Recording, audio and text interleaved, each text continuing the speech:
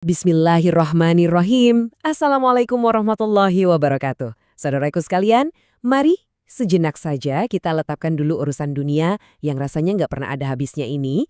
Di kajian kita kali ini, kita akan menyelami sebuah renungan yang sangat mendalam. Ini tentang hakikat perjalanan jiwa kita yang diambil langsung dari kalam ilahi. Saya ingin mengajak Anda semua untuk memfokuskan hati dan pikiran, merenungkan kemana sebenarnya ujung perjalanan kita ini, melalui cerminan surat Ali Imran ayat 185 hingga 200. Semoga kedamaian, rahmat, dan keberkahan Allah selalu menyertai kita dimanapun kita berada. Anda tahu, di tengah kesibukan sehari-hari yang sering kali membuat kita terlena, kita butuh momen seperti ini. Jadikanlah waktu singkat ini sebagai titik henti yang menenangkan. Ibaratnya, ini semacam paku bumi untuk jiwa kita yang mungkin lagi kelelahan, supaya kita bisa bernapas lebih lega dan kembali mengecek apakah arah kompas hidup kita ini sudah benar. Kullu nafsin dha'iqatul maut. Setiap yang bernyawa pasti akan merasakan mati. Saudaraku, ayat 185 ini seolah membuka renungan kita dengan sebuah ketukan yang sangat tegas di pintu hati kita. Nggak ada kenyataan yang lebih absolut atau yang lebih tak terhindarkan. Selain kematian kan, Allah mengingatkan kita, pada akhirnya semua yang ada di bumi ini bakal binasa. Hanya zat Allah yang maha agung yang kekal abadi. Tapi ingat, ini bukan ancaman loh. Ini justru sebuah nasihat peringatan penuh kasih dari Sang Pencipta, agar kita nggak tersesat terlalu jauh dari jalan pulang. وَمَا الْحَيَاةُ الدُّنْيَا إِلَّا مَتَاعُ الْغُرُورِ. Kehidupan dunia hanyalah kesenangan yang memperdaya. Nah, dalam tafsir Ibnu Katsir, ada sebuah perumpamaan yang luar biasa menyentuh. Coba Anda bayangkan, Anda mencelupkan satu jari saja ke dalam samudera yang sangat luas, lalu Anda angkat kembali. Air yang menetes dari jari Anda itu, itulah dunia. Sementara hamparan samudera luas yang menanti di depan sana, itulah akhirat. Ironisnya, kita seringkali mati-matian mengejar setetes air itu dan melupakan samudranya. Padahal kita pasti akan diuji, baik itu lewat harta maupun jiwa kita sendiri. Cuma untuk melihat seberapa kuat sih pegangan kita pada Allah di tengah godaan fata morgana ini. Inna fi khalqis samawati wal ardi wa ikhtilafil laili wan nahari laayatin liulil albab. Sesungguhnya dalam penciptaan langit dan bumi, dan silih bergantinya malam dan siang, terdapat tanda-tanda kebesaran Allah bagi orang-orang yang berakal. Setelah kita diingatkan tentang betapa fananya dunia, Allah lalu mengajak kita menengadah. Coba lihat hamparan langit yang tak bertiang, kokohnya bumi, dan perputaran siang dan malam yang gak pernah meleset sedetik pun. Ini semua bukan sekedar fenomena alam biasa, saudaraku. Ini adalah surat cinta dan tanda kebesaran bagi mereka yang mau menggunakan akalnya dengan jernih. الذين يذكرون الله قياما وقعودا وعلى جنوبهم الذين يذكرون الله قياما وقعودا وعلى جنوبهم. Lalu pertanyaannya, siapa sih orang-orang berakal itu? Al-Quran menyebut mereka ulil albab. Mereka ini adalah orang-orang yang lisan, hati dan jiwanya gak pernah putus mengingat Allah. Saat mereka berdiri, saat duduk, bahkan saat rebahan sekalipun. Ibnu Katsir menjelaskan, cahaya keimanan mereka itu lahir dari tafakkur, sebuah perenungan yang sangat dalam. Ketika mereka memandang tata surya yang begitu rapi, atau bahkan memikirkan sel-sel mikroskopis di dalam tubuh mereka sendiri, mereka sadar betul bahwa nggak ada satupun yang Allah ciptakan itu sia-sia, semuanya punya makna dan tujuan yang luar biasa. Rabbana innana sami'na munadiyan yunadi lil iman.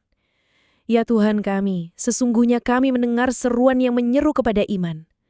Saudaraku, ayat ini merekam sebuah doa yang sangat indah.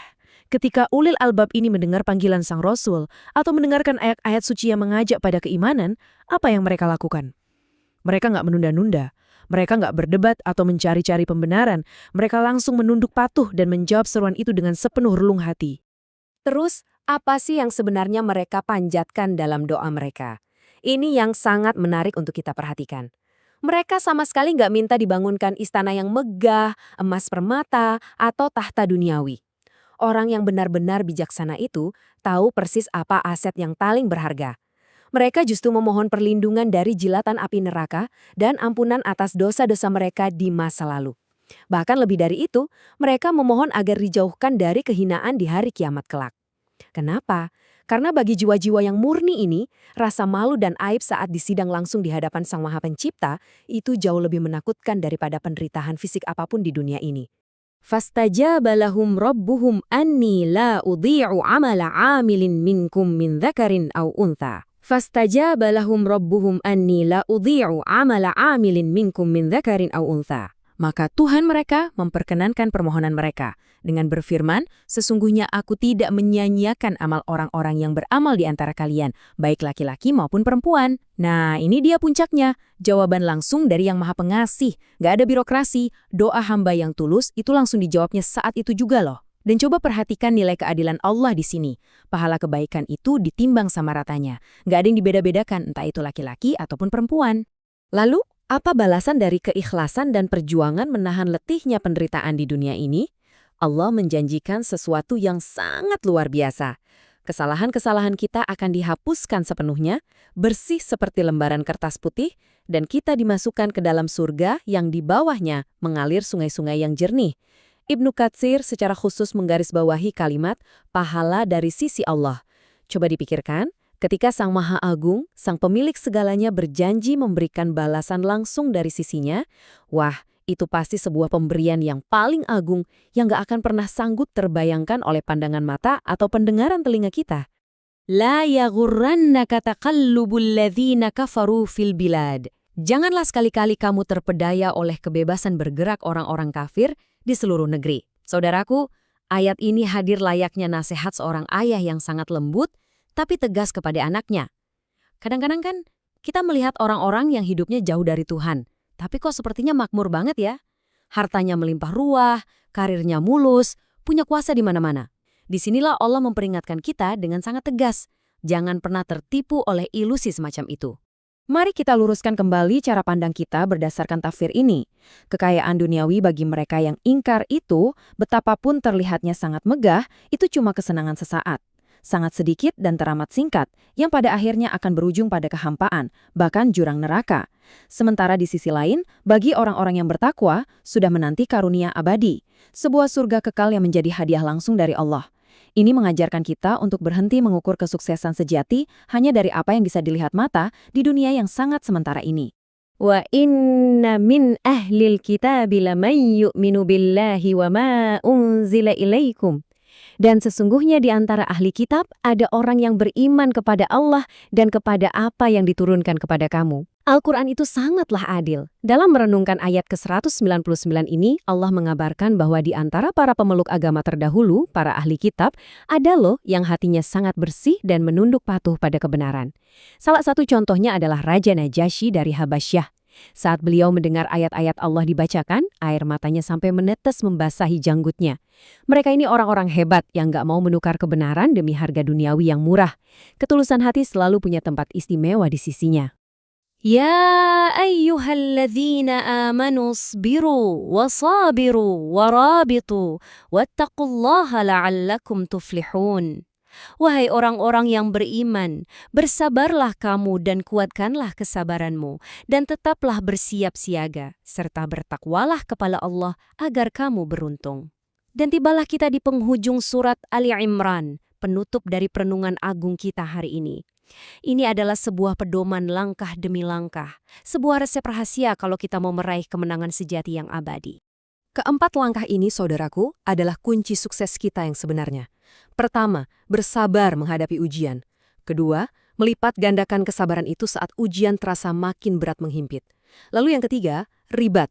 Dalam hadis yang dikutip oleh Ibnu Katsir, ribat di masa damai itu bukan berarti kita mengangkat pedang di perbatasan.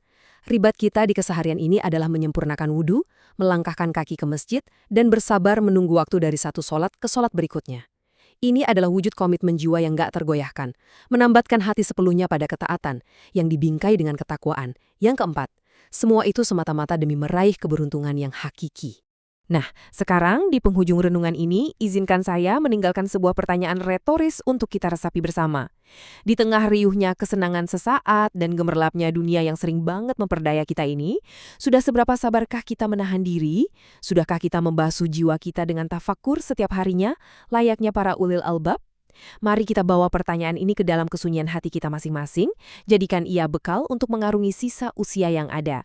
Semoga Allah yang Maha Pengasih senantiasa membimbing setiap langkah kita, menjauhkan kita dari fata morgana, dan menuntun kita menuju karunia-Nya yang abadi. Wassalamualaikum warahmatullahi wabarakatuh.